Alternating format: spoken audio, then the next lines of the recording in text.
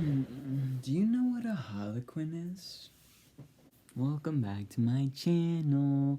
Today I want to do a different kind of video, more of a normie type of video about the new Harley Quinn movie, or Birds of Prey movie, or something.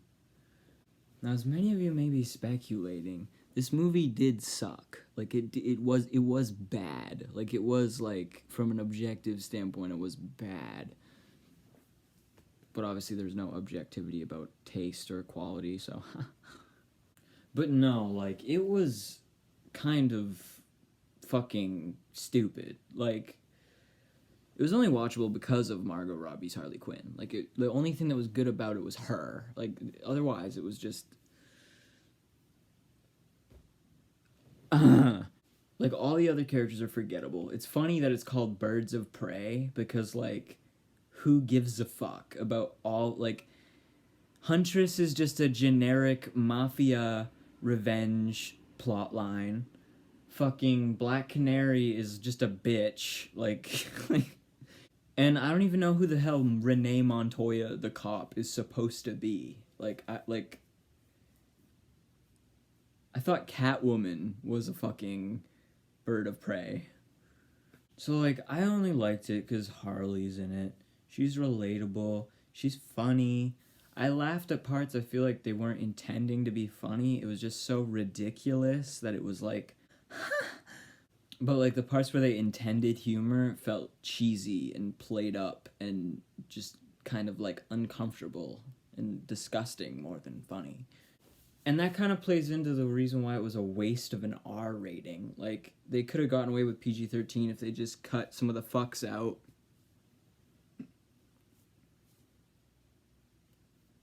And I feel like all the violence isn't R-rated anyway. And, like, it's lame and it's anticlimactic. Like, yeah, some dude gets eaten by her hyena and you see it, like, chomping on his leg. That was one of the parts that was, like, more disgusting than funny and, like, cringy.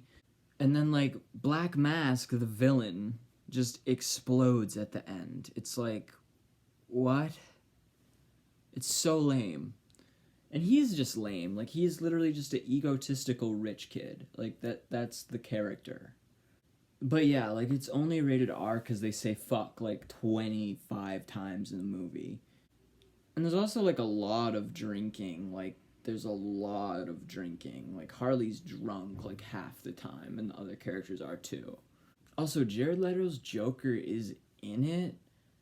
I think that's him, but it could easily literally just be a double of him for, like, 5 seconds. And then what else about this movie fucking is worth mentioning? The soundtrack was kind of ass. Like, it was kind of like, ugh, like, just Halsey is on it. And, like, it's all just, like, generic, like, oh, the woman gets overlooked kind of movie. Like, there's not really any deep, like, anything to analyze at all. There's not really any, like, statement being made. So, like, it's not even really a good girl power movie. Like, it's just generic on so many levels. And this is honestly kind of surprising to me, because it's like Margot Robbie, like, produced this herself. Like, whose fuck up was this? Was this just a tightly studio-controlled film? Because, like, in which case, I would totally believe that that's why there's so many flaws in it. But, like, I just don't understand, like, how it got that, like, just generic, if you know what I mean. So, like, there's cringy parts, there's generic shit all over the place. It's funny at points to me. I felt it because of her, you know. Good protagonist.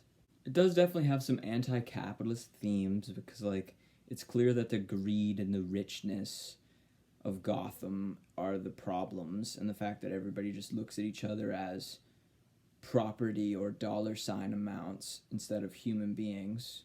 Like how her old man friend sells her out because it's just business, and then she kind of does the same thing to Cassandra Cain, who's a little fat Asian girl. but then like she comes around on it and forgives it, so it's like a whole like it shows that that's like if this movie has a lesson or a moral or a theme, then that would be it. Fuck money. And there's also like the part where she says she voted for Bernie, which is like even more relatable. Harley Quinn is a Bernie bro. And that's one of the reasons why Black Mask hates her, so that makes me think like Black Mask is a Trump supporter, which is kind of funny too. But there were parts in it that reminded me of Joker, like Joker movie from 2019. Like when she's writing at one point, it looks kind of like Arthur Fleck's writing. Um,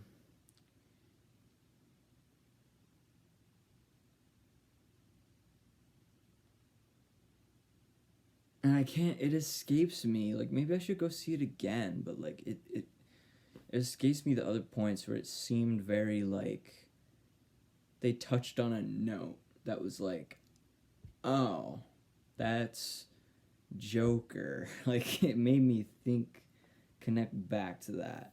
So it's an interesting, weird thing where it seems almost like, at least it's made my brain think this. It made my brain think of about like, they really are ousting Jared Leto, aren't they, in favor of Joaquin's Joker? Like they did it. Like it's happening.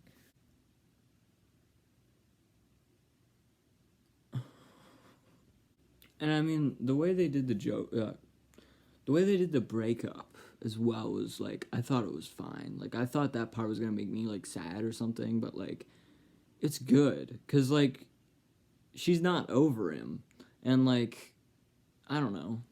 I just hope my Joker comes backy. And with that, I will leave you. But maybe I should rate the film.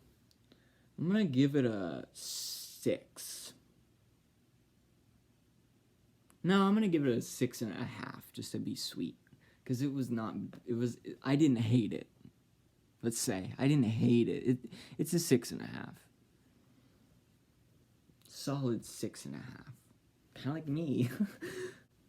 Love ya.